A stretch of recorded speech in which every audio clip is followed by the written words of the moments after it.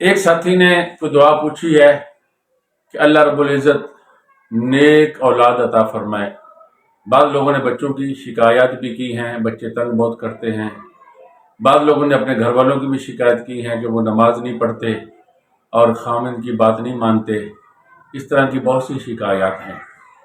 ان سب کے لیے انتہائی مجرب دعا، وہ اس کا آپ التزام فرما لیجئے، انشاءاللہ العظیم اللہ رب العزت آپ کو ایسی بیوی عطا فرمائیں گے جو آپ کے والدین کی بھی خدمت کرے گی، آپ کی فرما بردار ہوگی، آپ کے ساتھ اچھی زندگی گزارے گی، آپ کا دل خوش کر دے گی۔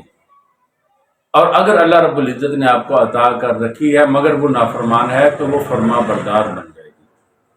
اسی طرح اولاد کے بارے میں، اگر کسی کی اولاد نافرمان ہے، جس طرح پوچھا گیا ہے،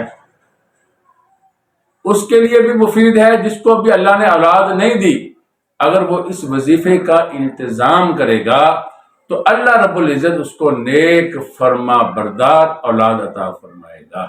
وظیفہ بالکل آسان ہے۔ وظیفہ کیا ہے؟ ربنا ہب لنا من ازواجنا وذریاتنا قرۃ اعین وجعلنا للمتقین اماما۔